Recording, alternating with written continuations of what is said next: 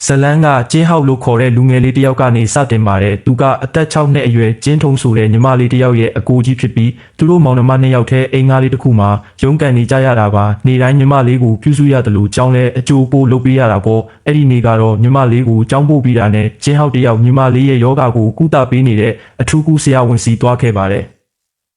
အသက်6နှစ်ပဲရှိသေးတဲ့ညီမလေးကျင်းထုံခမနှလုံးမှာပုံမှန်မဟုတ်တဲ့ချိုးရင်းချက်ရှိနေလို့လေဖိအားနေတဲ့ရက်ဆိုရင်မကြာခဏအသက်ရှူကျက်တတ်တာပါတကယ်တော့ဒီယောဂကမျိုးရိုးလိုက်တဲ့ယောဂဖြစ်ပြီးညီမလေးငငယ်တုန်းကသူတို့အမေလည်းဒီယောဂနဲ့ပဲဆေးရုံတက်ရင်ဆုံးပါသွားခဲ့ရတာဖြစ်ပါတယ်အဲ့ဒီအချိန်တုန်းကဆယ်ကျော်သက်အရွယ်ပဲရှိသေးတဲ့ကျင်းဟောက်တယောက်မိသားစုရဲ့တောက်တိုင်ဖြစ်လာခဲ့ရပြီးဖခင်ဖြစ်သူကလည်းသူတို့ကိုပြစ်ပယ်သွားခဲ့တာမို့ညီမလေးအတွက်သူတယောက်တည်းရုန်းကန်ခဲ့ရတာပါဆရာဝန်ကကျင်းထုံရဲ့အခြေအနေဟာအသက်8နှစ်ကျော်ရင်ပိုဆိုးလာနိုင်တာမို့အမြန်ဆုံးခွဲစိတ်မှုလုပ်ဖို့အကြံပေးလာပါတယ်ကျင်းဟောက်လည်းညီမလေးကိုအမြန်ဆုံးခွဲစိတ်ပေးချင်တာပေါ့ဒါပေမဲ့ကုန်ကြမဲ့ခွဲစိတ်စရိတ်ကနည်းတဲ့ပမာဏမှာမဟုတ်တာဒါတင်မကသေးဘူးကျင်းဟောက်ရဲ့အလုပ်ကလည်းဖုံးပြင်ဆိုင်လေးတစ်ဆိုင်ဖွင့်ထားရုံပဲဆိုတော့ဝင်ငွေကတိတ်မရှိလာပါဘူးနောက်တော့အဲ့ဒီညမှာပဲကျင်းဟောက်စီကိုသူ့တငယ်ချင်းရှွန်းစီကဖုံးဝင်လာပါတယ်ရှွန်းကကုန်းလောင်ယုံတစ်ခုမှာအလုပ်လုပ်တာဖြစ်ပြီးကျင်းဟောက်ကိုဖုံးဆက်ရတဲ့အကြောင်းရင်းကတော့ကိုထောင်ထဲမှာပုံနေတဲ့အတုံးမပြူတော့တဲ့ဖုံးတောင်ပုံရပုံကြီးကိုပြချင်လို့ပါရှွန်းရဲ့အပြောအရဒီဖုံးတွေအကုန်လုံးကအခုလက်ရှိထောင်ကျနေတဲ့တွင်းကုန်ထုတ်ကုန်လုပ်ငန်းရှင်တယောက်ထားခဲ့တာဖြစ်ပြီးအဲ့ဒီလူကကိုထောင်ကနှစ်စာမပေးပဲအကျွေးတင်နေလို့တရားဝင်တင်စီထားတာဖြစ်ပါတယ်အဲ့ဒီပစ္စည်းတွေကိုအမြန်ဆုံးရှင်းထုတ်ရမှာမို့ရှွန်းကကျင်းဟောက်ကိုအဲ့ဒီဖုံးတွေအားလုံးရန်တသိန်းတရာသူညရန်နဲ့ယူမလားလို့ကမ်းလှမ်းလာတာပါကျင်းဟောက်လက်ထဲရောက်ရင်တော့ဒီဖုန်းတွေကိုပြန်ပြင်ပြီးပြန်ရောင်းရင်အမျက်အဆုံးအများကြီးရနိုင်မယ်လို့ရှုံးကအပိုင်တွက်ထားတာပေါ့အိမ်ပြန်ရောက်တော့ကျင်းဟောက်ကအဲ့ဒီဖုန်းတွေရဲ့အရေးသွေးစစ်ဆေးချက်ဖိုင်တွေကိုတေချာစစ်ကြည့်တဲ့အခါအများစုကအရေးသွေးမမီမအောင်တဲ့ဖုန်းတွေဖြစ်နေပါတယ်ဒါပေမဲ့ဖုန်းပြင်လာတဲ့နှစ်ပေါင်းများစွာကအတွေ့အကြုံလုံလောက်တဲ့ကိရိယာတွေနဲ့သူ့ရဲ့ကျွမ်းကျင်မှုကြောင့်ဖုန်းတစ်လုံးကိုပြန်ပြင်ကြည့်လိုက်ရမှာအောင်မြင်မြင်နဲ့ဆက်ပြန်ပွင့်လာခဲ့ပါတယ်ဒီဖုန်းတွေကိုသူပြန်ပြင်နိုင်တယ်ဆိုတာယုံကြည်သွားတဲ့အတွက်ဖုန်းတွေအားလုံးကိုဝယ်ဖို့ချက်ချင်းပဲဆုံးဖြတ်လိုက်ပါတော့တယ်ကျင်းဟောက်ကသူ့ဆိုင်ထဲကပစ္စည်းတွေအကုန်လုံးကိုပေါင်နှံပြီးချေးငွေလျှောက်လိုက်တာပေါ့နောက်တနေ့မနက်မှာတော့ electronic အယောင်းစင်တာကိုသွားပြီးသူ့ကုန်ပစ္စည်းတွေကိုလိုက်ပြရင်အမျက်စွန်းတွေကိုတွက်ချက်ကြည့်ပါတယ်ခံမှန်းကြည့်အမျက်ငွေရန်ကိုသိန်း900သူညရန်အထိရနိုင်တာမို့ဒီပမာဏကညီမလေးကိုခွဲစိတ်ဖို့အတွက်တင်မကသူတို့ရဲ့လူနေမှုဘဝနဲ့စီးပွားရေးကိုပါတိုးချဲ့ဖို့လုံလောက်တာထက်ကိုပိုနေတာပေါ့ဒါပေမဲ့ကန်ဆိုးချင်တော့နှစ်ပတ်ကြာမှအစိုးရကကုန်သွယ်ရေးမူဝါဒအသစ်တစ်ခုထုတ်ပြန်လိုက်ပါတယ်အဲ့ဒါကတော့တပတ်ရစ် recycle ဖုန်းတွေကိုဈေးကွက်ထဲပြန်ရောင်းချခွင့်ပိတ်ပင်လိုက်တာပါပဲလက်ပတ်နေတဲ့ဖုန်းတွေကိုလည်းတင်စီမှာဖြစ်တယ်လို့ရောင်းတဲ့လူကိုလည်းဖမ်းဆီးမယ်တဲ့ဒီမူဝါဒကလုပ်ငန်းစခါစာကျင်းဟောက်အတွက်တော့တကယ်ကိုအကြီးအကျယ်ထိုးနှက်ချက်ဖြစ်သွားခဲ့ရပါတယ်ကျင်းဟောက်ခမညာဖုန်းနှင်းငယ်ပဲရောင်းရသေးပြီးကျန်တဲ့ဖုန်းတွေကတော့ကိုထောင်ထဲမှာပုံနေတော့မယ်လေဒါနဲ့ကျင်းဟောက်လည်းသူဝယ်ထားတဲ့ဖုန်းမျိုးစားကိုထုတ်လုပ်တဲ့ Shining Electronics ကုမ္ပဏီရဲ့ရုံးချုပ်ကိုသွားပြီးလီဘင်းလို့ခေါ်တဲ့မန်နေဂျာနဲ့တွားတွေ့ပါတယ်ကျင်းဟောက်ကသူပြန်လဲပြုပြင်ထားတဲ့ဖုန်းရဲ့အပူပစ္စည်းတွေကိုနိုင်ငံတကာဈေးကွက်မှာပြန်ရောင်းဖို့ဒါကလုပ်ငန်းကွင်းဆက်ကြီးတစ်ခုဖြစ်လာနိုင်တယ်လို့လီဘင်းကိုအဆိုပြုပါတယ်ဒါပေမဲ့လီဘင်းကတော့ဖုန်းပြင်သမားတယောက်ပေးတဲ့အပူပစ္စည်းတွေဟာအရေးသွေးမိမှာမဟုတ်ဘူးဆိုပြီးညှင်းလွတ်လိုက်တာပေါ့ဒါပေမဲ့ကျင်းဟောက်ကဒီအပူပစ္စည်းတွေဟာအရေးသွေးစစ်ဆေးချက်အောင်မြင်မှာပါလို့ဆိုအတင်းပြောနေတာကြောင့်လီဘင်းလည်းစိတ်မပါလက်မပါနဲ့ပဲလက်ခံလိုက်ရပါတော့တယ်အဲ့ဒီနေ့ကစပြီးနေ့ရက်တိုင်းကိုကျင်းဟောက်တယောက်အပင်ပန်းခံအလုပ်လုပ်ရင်ဖြစ်တန်းခဲ့ရပါတယ်ဖုန်းရဲ့အကြီးဆုံးအစိပ်ပိုင်းကနေအသေးဆုံးအစိပ်ပိုင်းထိတစ်ခုချင်းစီကိုလိုက်လံဖြုတ်ရတာတကယ်ကိုမလွယ်ကူတဲ့အရာပါဒါပေမဲ့သူ့ရဲ့စူးစမ်းမှုနဲ့ဆွဲလုံလာကြောင်းနောက်ဆုံးမှာတော့သူကိုယ်တိုင်ရေးသားထားတဲ့လမ်းညွှန်စာအုပ်နဲ့တကွအပူပစ္စည်းအလုံးကိုအောင်မြင်စွာဖြုတ်နိုင်ခဲ့ပါတယ်အရေးသွေးစစ်ဆေးချက်တွေလုပ်တဲ့အခါမှာလည်းမယုံနိုင်စရာကောင်းလောက်အောင်ကျင်းဟောက်ရဲ့အပူပစ္စည်းတွေကအရေးသွေးစစ်ဆေးချက်အောင်မြင်သွားခဲ့ပါတယ်ပထမအဆင့်အောင်မြင်သွားတော့သူချက်ချင်းပဲမန်နေဂျာလီဘင်းစီတွားတွေ့တဲ့အချိန်မှာလီဘင်းက Shining Electronics ရဲ့စီမံခန့်ခွဲမှုဒါရိုက်တာမစ္စတာကျောက်ကိုကြိုးဆိုနေတဲ့အချိန်နဲ့တွားတိုးပါတယ်ကျင်းဟောက်ကအပူပစ္စည်းတွေစစ်ဆေးချက်အောင်မြင်တဲ့အကြောင်းနဲ့စစ်ဆေးချက်အောင်ရင်ဝယ်မယ်ဆိုတဲ့မနေ့ကဂရီအတိုင်းလုပ်ဖို့ပြောပါတယ်ဒါပေမဲ့လီဘင်းကတော့သူအဲ့ဒီလိုမပြောခဲ့ဘူးလို့ညင်းဆိုတဲ့အပြင်ကျင်းဟောက်ကအသက်20ပဲရှိသေးတဲ့လူငယ်လေးမျိုးမယုံကြည်တာကြောင့်သူ့ကိုလာမရှုပ်ဖို့မောင်းထုတ်ပါလေရောဒါပေမဲ့ကျင်းဟောက်ကတော့စိတ်မပြတ်သွားပါဘူးမစ္စတာကျောက်ကိုစောင့်ပြီးသူ့ရဲ့အဆိုပြုလွှာကိုရှင်းပြဖို့အတွက်အချိန်30မိနစ်လောက်ပေးပါလို့တောင်းဆိုခဲ့ပါတယ်။ဒါပေမဲ့မစ္စတာကျောက်ကယထာပေါ်တက်ဖို့အလင်းလိုနေတာကြောင့်ကျင်းဟောက်ကိုဂယုမဆိုင်ပဲထွက်သွားခဲ့ပါတယ်။ဒါပေမဲ့လက်မလျှော့တဲ့ကျင်းဟောက်ကသူ့ရဲ့ဆိုင်ကယ်လေးနဲ့ယထာနောက်ကိုအမိလိုက်ပါတော့တယ်ကံကောင်းထုံးမစွာနဲ့ပဲကျင်းဟောက်တယောက်အချိန်မီရောက်သွားခဲ့ပြီးမစ္စတာကျောက်စီကနေအချိန်30မိနစ်ထပ်တောင်းခဲ့ပါတယ်။ ကျေးဟောက်ရဲ့ရှင်းလင်းတင်ပြချက်ကိုနားထောင်ပြီးနောက်မှာတော့မစ္စတာကျောက်ကမင်းဒီအပူပစ္စည်းတွေအကုန်လုံးကိုမကယ်တင်နိုင်ပါဘူးလို့ပြောပါတယ်ကျေးဟောက်ကလည်းတကယ်လို့ကျွန်တော်လုံနိုင်ခဲ့ရင်မစ္စတာကျောက်ဝယ်မလားလို့ပြန်မေးခဲ့တာပေါ့အဲ့ဒီမှာမစ္စတာကျောက်ကသဘောတူခဲ့ပေမဲ့ကျူတင်ငွေ advance မပေးနိုင်ကြောင်းပစ္စည်းဖြုတ်မဲ့စက်ရုံနဲ့အလုပ်သမားတွေကိုလည်းကျေးဟောက်ကိုယ်တိုင်ပဲစီစဉ်ရမှာဖြစ်ကြောင်းတကယ်လို့အရေးသွေးစစ်ဆေးချက်မအောင်ရင်လည်းတပြားမှပေးမှာမဟုတ်သလိုကျေးဟောက်ဘလောက်ကုန်ကျသွားလဲဆိုတာကိုလည်းဂယူးဆိုင်မှာမဟုတ်ဘူးလို့အပြတ်ပြောလိုက်ပါတယ်ပြီးတော့အစင်သင့်ဖြစ်ရင်ဒီပင်းစီဖုံးဆက်လိုက်ဖို့ပြောခဲ့တာပေါ့ဒီသဘောတူညီချက်ကတကယ်ကိုစွန့်စားရလုံးပါတယ်အောင်မြင်ရင်သူတတိဖြစ်သွားမှာဖြစ်ပေမဲ့ကြာရှုံးရင်တော့အရာအလုံးဆုံးရှုံးသွားမှာပါရဲ့အနေငယ်ကြာမှာအကျွေးတွေမဆက်နိုင်တာကြောင့်ကျေးဟောက်ရဲ့ဖုံးပြင်ဆိုင်လေးကိုတင်းစီခံလိုက်ရပြီး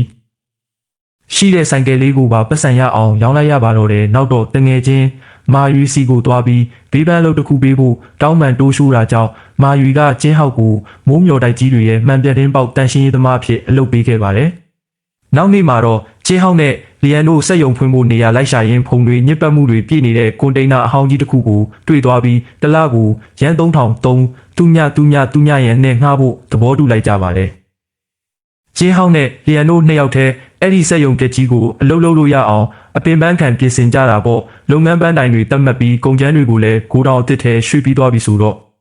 ကျန်တာကအလုပ်သမားရှာဖို့ပါပဲစံနှုန်းပြေးလာစာမပေးနိုင်တာကြောင့်အလုပ်ကိုင်ရှာဖွေရေးအေဂျင်စီကနေအနားယူထားတဲ့သူတွေကိုပဲအလုပ်သမားအဖြစ်ရှာဖို့အကြံပြုလာပါတယ်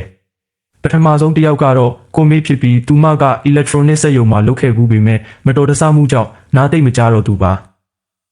ကျေးဟောက်ခမရကွန်မေကိုအလုပ်တင်ပေးဖို့အော်ကြီးဟစ်ကျေပြောရတာပေါ့ဒုတိယတစ်ယောက်ကတော့ချမ်းဖြစ်ပြီးသူကမန်နေဂျာဟောင်းတစ်ယောက်ဖြစ်ပေမဲ့လူတစ်ယောက်ကိုရိုက်နှက်မှုကြောင့်ထောင်ချခဲ့ဘူးသူပါချမ်းကစရိုက်နေနေဆန်းပေမဲ့ကျေးဟောက်ကစိတ်ရှည်လက်ရှည်နဲ့ပဲတင် जा ပေးခဲ့ပါတယ်နောက်တစ်ယောက်ကတော့ဟွမ်ကြီးဖြစ်ပြီးသူကတော့နေတိုင်းဂိမ်းဆော့ပြီးအချိန်ဖြုံးနေသူဖြစ်ပေမဲ့အခုတော့သူချစ်တဲ့အမျိုးသမီးနဲ့လက်ထပ်ချင်လို့နှောင်လိုက်ရပြီးအလုပ်လာရှာတာဖြစ်ပါတယ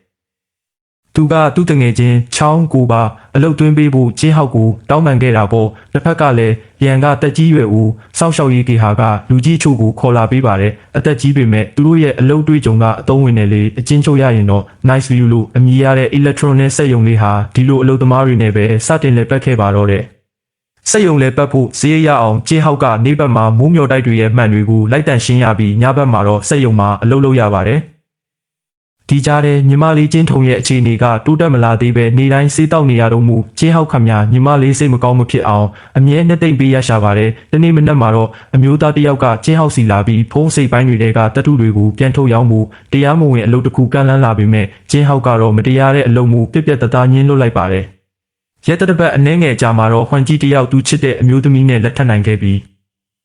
စက်ရုံကအလုပ်သမားတွေအားလုံးမင်္ဂလာပွဲကိုတက်ရောက်ဆင်နွှဲကြသလိုကျင်းဟောက်ကပါမင်္ဂလာစကားပြောပေးခဲ့ရပါတယ်ဒါပေမဲ့မင်္ဂလာပွဲကအပြန်မှာတော့ကျင်းဟောက်တယောက်အိမ်လာခ3လစာကျွေးတင်နေလို့အိမ်ငါးကနေနှင်ချခြင်းခံလိုက်ရပါတော့တယ်သွားစရာနေရာမရှိတော့တဲ့အဲ့ဒီညမှာပဲညီမလေးကျင်းထုံကိုရန်လို့အိမ်မှာတညတာတိတ်ပေးဖို့အကူအညီတောင်းခဲ့ရရှာပါတယ်